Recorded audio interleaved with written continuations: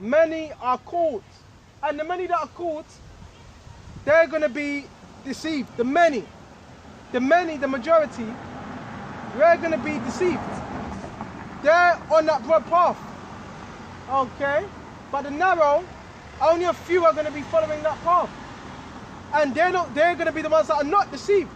And they're going to be the ones that are on that straight path. That narrow path. That path of difficulty. But the majority, they're in that broad path. They're deceived. They're in the path of death. Yeah, majority of these camps. Right? You may say, well, who are you to say that? Well, you can clearly see. If you have eyesight. If you have what? That spiritual eye. Okay? Most of these men, they're doing the bidding of the enemy. They're doing the bidding of Esau. Right?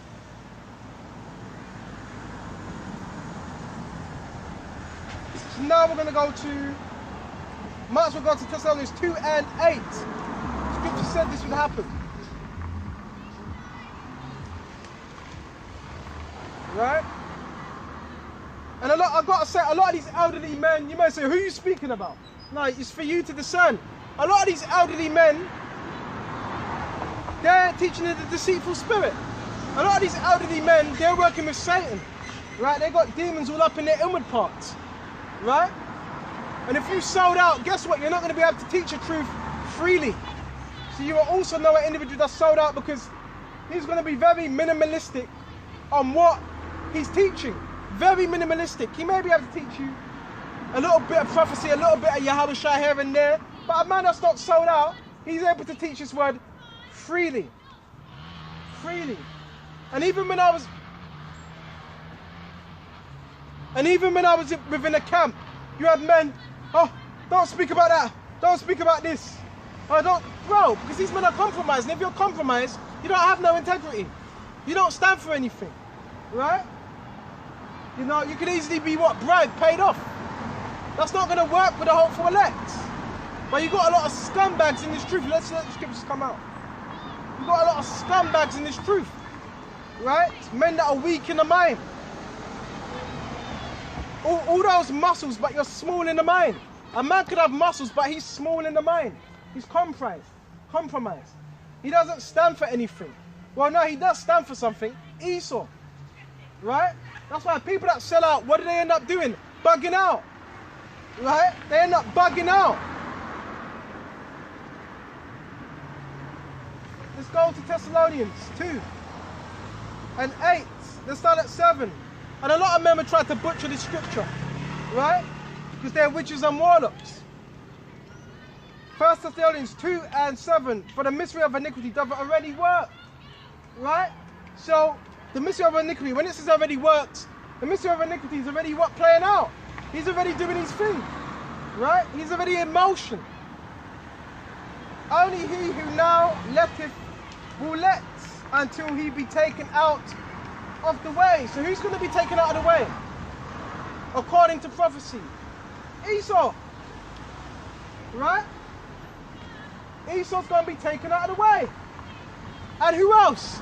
Those that are joining in with these skullduggery. The Pharisees. The Pharisees represent the mystery of iniquity. And the false prophets, they're the mystery of iniquity because they're false prophets. Right? They're deceiving the people. And you wouldn't know that until you realize, until you woken up and realize that's a false prophet. So that's the mystery of iniquity. Okay.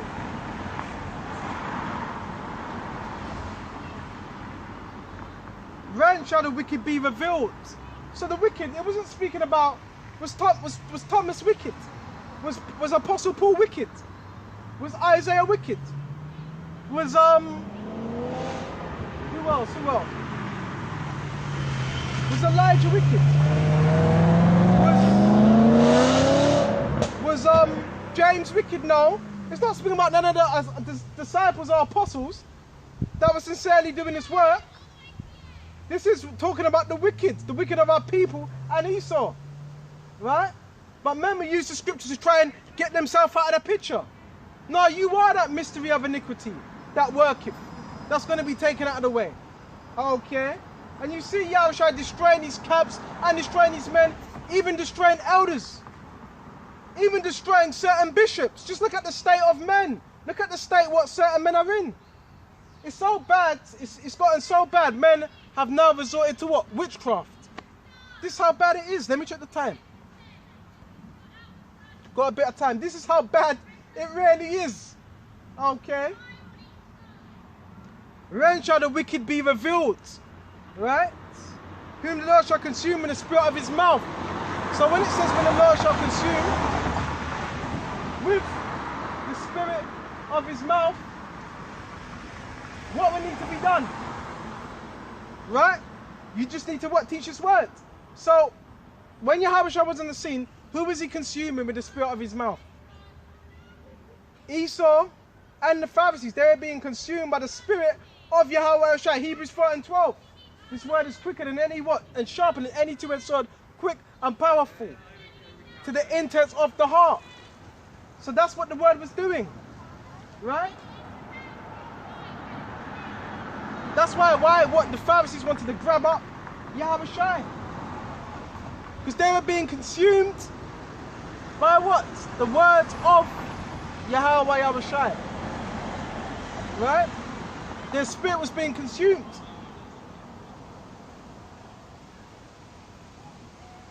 I shall destroy with the brightness of his coming. Even him whose coming is after the working of Satan. So it's giving it away. So was Paul or any other apostles, were the true apostles, were they coming after the workings of Satan? That's simple. No. So when this is the workings of Satan, that means they were doing the work of Satan. Satan was working through them, speaking through them. With all power and signs and lying wonders. That's how Esau and the wicked are able to do particular things. Through the left-hand side. Right? Through what? Magicianry, through witchcraft. And a magician is what? A juggler. So you got men that are what? Jugglers. Okay? Okay? And that's why these camps have got a very demonic spirit. I've witnessed it myself. You're around men, they just have a demonic spirit. And that's why if you're of understanding, Yahushua needs to get you away from them. Right? Yahushua ain't gonna have his men, righteous men. Well, you know what, he will, because the scripture says, let the wheat and the tares grow together. Bear me just a minute. Scripture says that. Let the wheat and the tares grow together. Excuse me just a minute. Okay? With all deceivableness of unrighteousness in them that perish, so they're working what? Deceit, falsehoods. And they are going to perish because they receive not the love of the truth, but they might be saved. For this cause the Most High shall send them strong delusions. So those that are doing this, guess what they've been done? Guess what's happening? They're sent strong delusions. They're deluded. They actually think they're on the right path, but they're not. They're far from it. They're deluded. They're deceived by them left-hand-sided spirits. Okay? But they should believe a lie.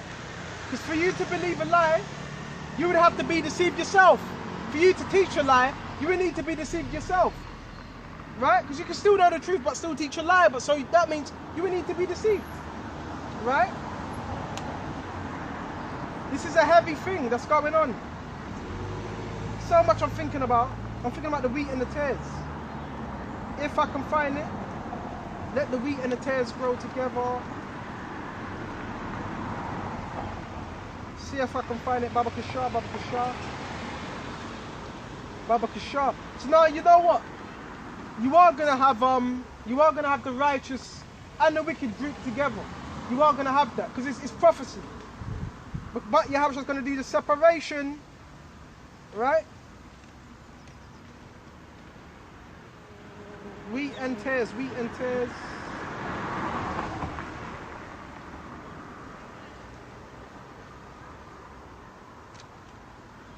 Bear me just a minute. I've got something else that's similar to that. Because you have wheat, all right? I know the breakdown. The wheats are what? The desirables, right? The tares are those that appear, they look just like the wheat, but they're not the wheat, right? But they look like the wheat. These are men that crept in unaware. See if I can find. These are what? Counterfeits. Found it. Okay. This is Matthew 13. Might as well go into the parable. Okay. Matthew 13 and start at, excuse me. Start at Matthew 13 and let's start at 24.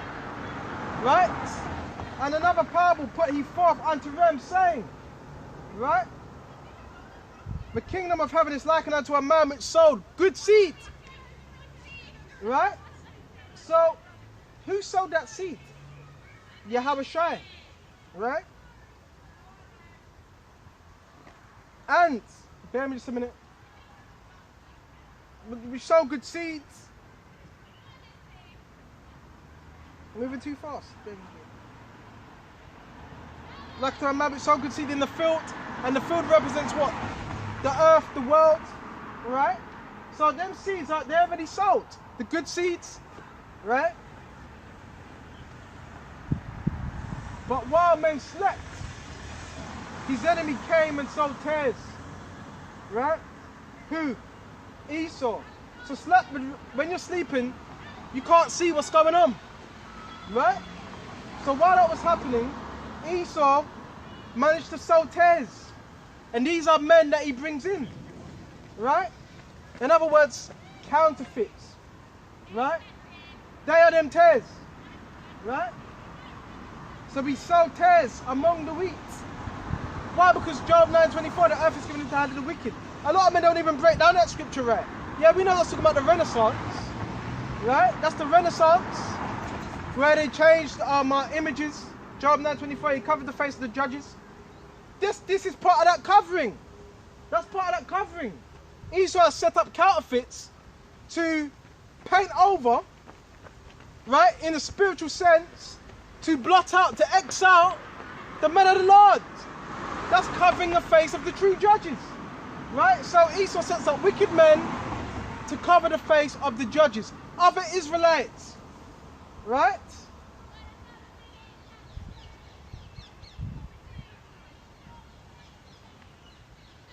And the scripture says, when the righteous perish, the wicked cometh in his stead as well. Okay? This is all spiritual. All of this is spiritual. But while men slept, enemy came and sowed tares among the wheat and went his way. And they look identical. They look just identical. It's very hard to spot the difference. Right? But when the blade was sprung up and brought forth fruit, they appeared tares also. So the servants of the household came and said unto him, Sir, didst thou not sow good seeds in the field? From whence then have it tares? So it was said, hold on, Yahweh only sow good seed. So where are the tares? Where are these counterfeits? How did these individuals end up here? Right? How did these individuals end up in the truth? Okay. And he said unto them, an enemy, right? An enemy, right? Hath sowed them. Enemy have done this. The servant said unto him, would I then go that we gather them up? In other words, root them out. But again, when Yahweh comes, we don't want to be rooted out with the wicked. The wicked are going to be rooted out first, right? And it says, but nay, he said, nay, but lest while you gather up the tares, you root up the wheat with them. Why did it say that? Because the wheat and the tares look identical. So, in other words, Yahweh ain't going to destroy the wicked with the righteous. He's going to root out what? The tares first. Okay?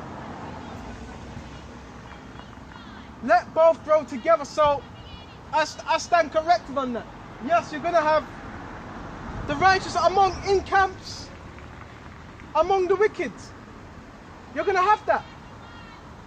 Okay? You're going to have the wicked amongst the righteous. Right?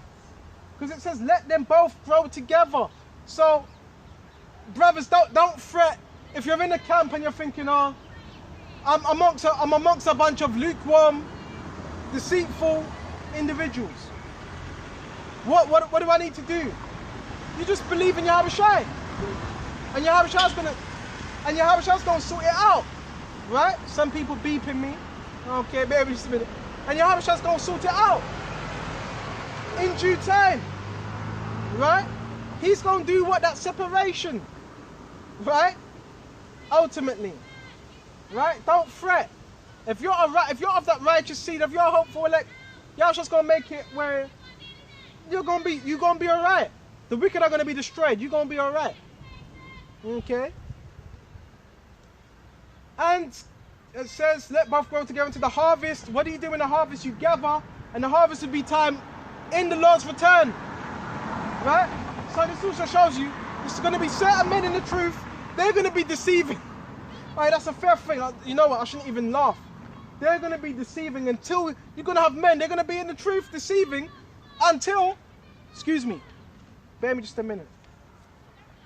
I want to burn some more incense. Bear me just a minute. Because I've got a bit more time.